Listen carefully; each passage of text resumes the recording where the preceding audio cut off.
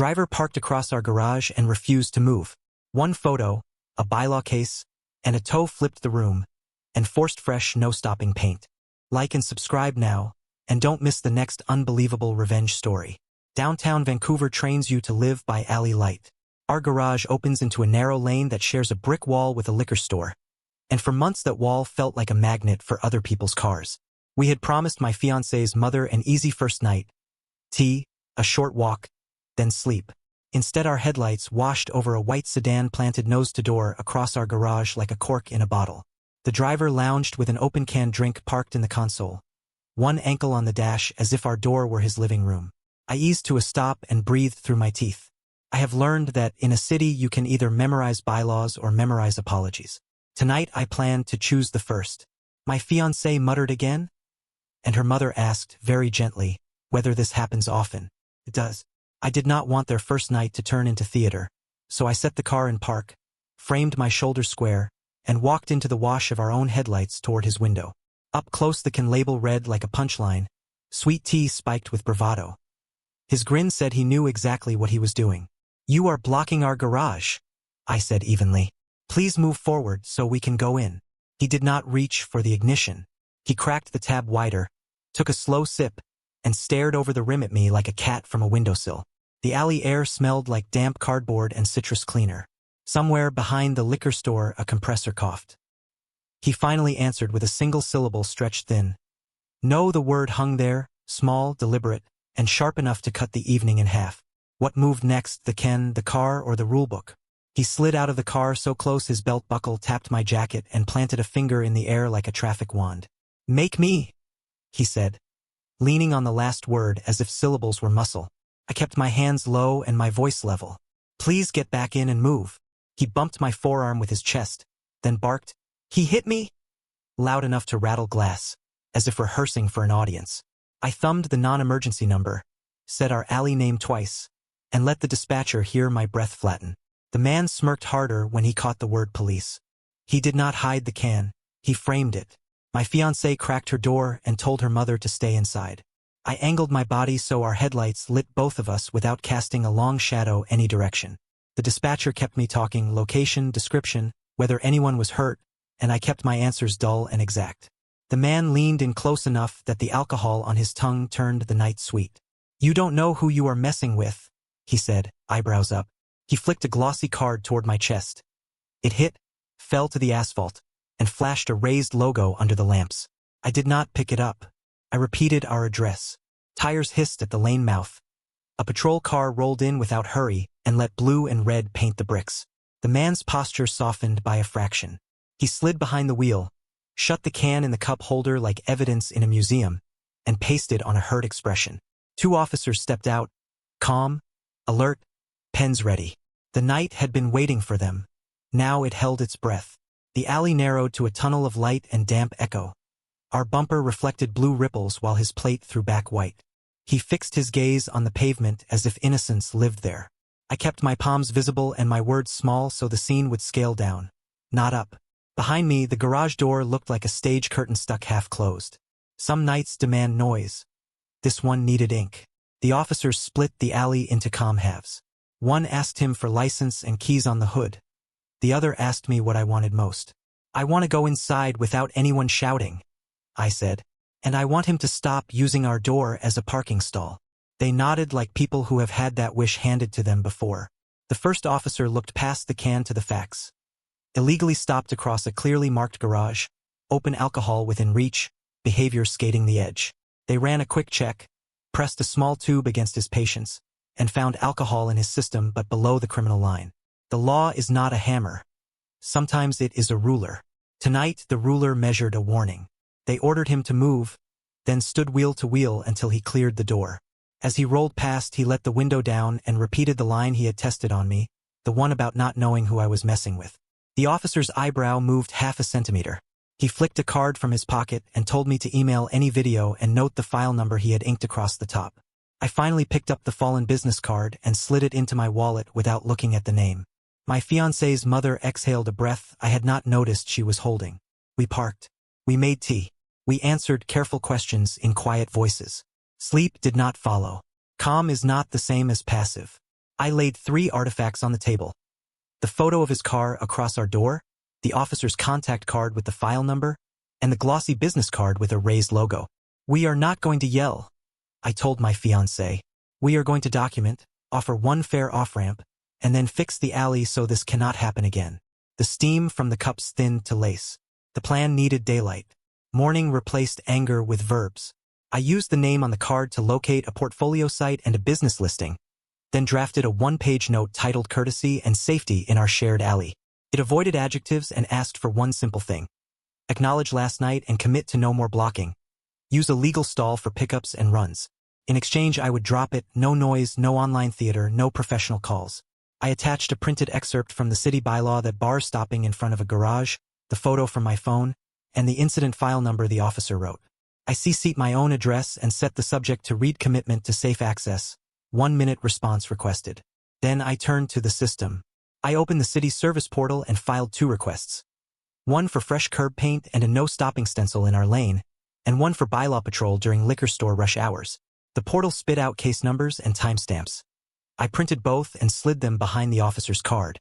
Next, I emailed our property manager for written tow authorization and asked for quotes on a fold-down alley bollard. Finally, I phoned the liquor store and asked to speak to the owner about delivery practices that trap the block. I wrote a short agenda for that conversation so my words would land like steps rather than sparks. On my desk lay 4 artifacts in a row. The courtesy note, the bylaw excerpt, the city case printouts, and the property manager's reply granting tow authority. I clipped the 4 pages under a red tab labeled alley so nothing could slide out of order. The off-ramp sat in his inbox. The system path sat in mine. The next move belonged to time. The liquor store office smelled like cardboard and citrus cleaner. The owner, a woman who had worked that block for 2 decades, poured coffee and flipped a ledger that doubled as memory. Blockers cost us too, she said, tapping a column. Deliveries get stuck. Tempers rise. Police show. Customers leave. I laid out the folder. Bylaw excerpt, city case sheets, property manager authorization, the officer's card, our photo. I asked for small habits with big effects. A sign at the register that reads "Do not stop in the alley," private garage in use, a pre-shift reminder to staff to refuse curbside handoffs when a car is blocking a door, and a driver script that says "Pull forward to the corner or we cannot serve you." She surprised me by nodding before I finished. She printed a countersign while I watched, text big and simple, and drafted a 2-line staff memo that banned handoffs to idling cars. She also gave me a delivery schedule. I circled the worst half hours and added them to the bylaw patrol request as likely hotspots. Before I left, a bylaw officer returned my call and agreed to walk the lane with us the next morning. I emailed the courtesy note again with a comma subject line and attached a photo of the new countersign. On my desk, the artifact row grew. Staff memo, countersign photo, delivery schedule, meeting time with the officer. The work felt boring in the right way. Boring fixes stick. Outside, the rain thinned to mist and the alley smell shifted from damp cardboard to cold metal. I also forwarded a quote from a sign shop for a reflective and no-stopping stencil and a small aluminum plaque that lists the tow company and phone number.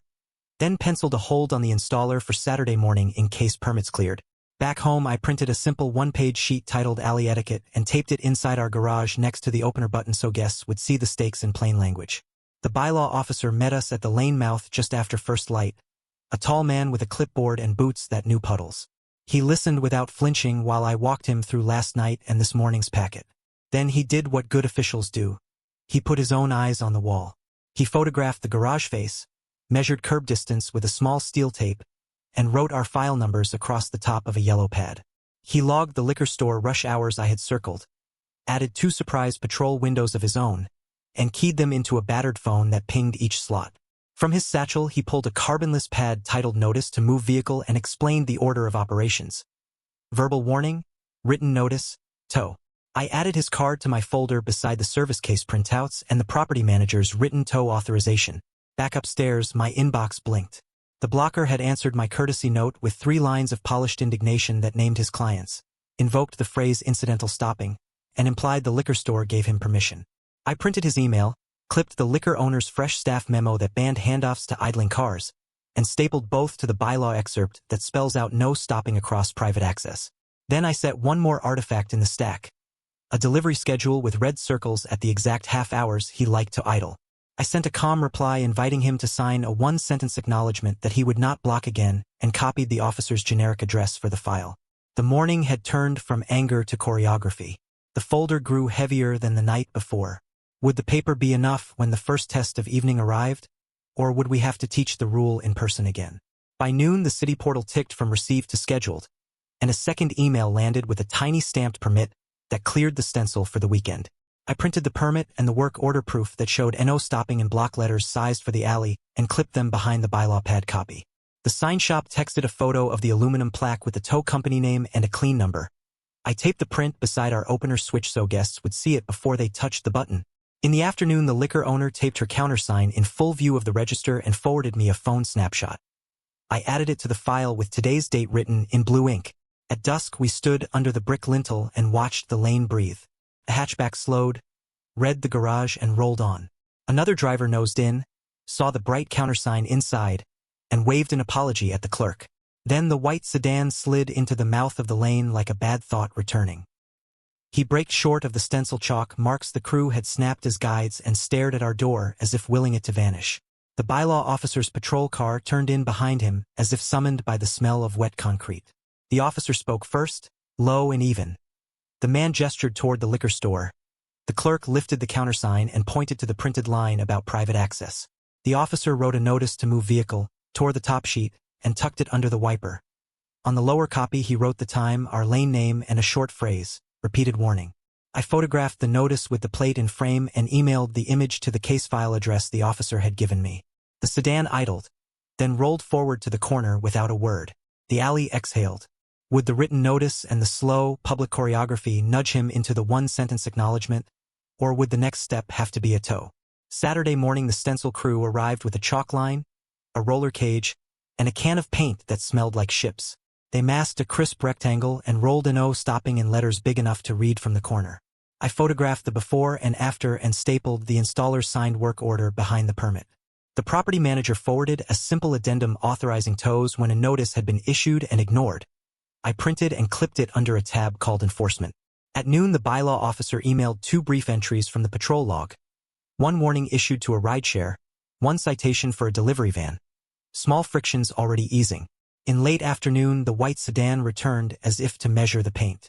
He idled, nose across the first O, and checked his mirror. I dialed the officer's non-emergency number and referenced our file. He arrived with the same calm and the same pad, pointed at the fresh letters, and waited 1 minute by his watch. The sedan did not move. The officer marked refused on the duplicate and radioed the tow. I photographed the scene with the time on my phone screen visible at the edge of the frame and saved the image to the case thread. The truck hooked the sedan in one motion and walked it toward the corner while the driver shouted about clients and permissions. I handed him a printed copy of the liquor owner's staff memo and the bylaw excerpt and repeated the off-ramp in 1 sentence. Sign the acknowledgement and stop blocking. That is all we want. He threw the paper onto his seat and stared at the ground as the truck's taillights shrank. Back upstairs, I filed the tow receipt, the patrol log, the photos, and the addendum into the folder. The alley was louder for a minute, then quiet in a new way. Would he finally choose the one line that ends this, or try to move the fight to email signatures and letterhead? Monday brought a tidy email from a person whose title contained the word compliance. They thanked me for the documentation, apologized for the conduct that blocked private access, and attached a 1-line acknowledgement signed by the driver that read, "I will not stop across this garage again." They also attached a small internal memo titled Field Conduct Reminder that banned curbside handoffs that obstruct private doors and required staff to use legal stalls. I printed both, wrote the date in the corner, and slid them behind the tow receipt. The city portal ticked from scheduled to completed on the stencil request, then added a new line. Patrol coverage extended during evening rush for 30 days. I took a photo of the bright letters at twilight, the way they caught alley light like a stage mark, and added it to the file. The liquor owner taped a second sign facing the lane that said, "Do not block garage. No service if you idle." A clerk laughed that the sign saved her breath. The bylaw officer stopped by on foot and wrote one last note on his yellow pad.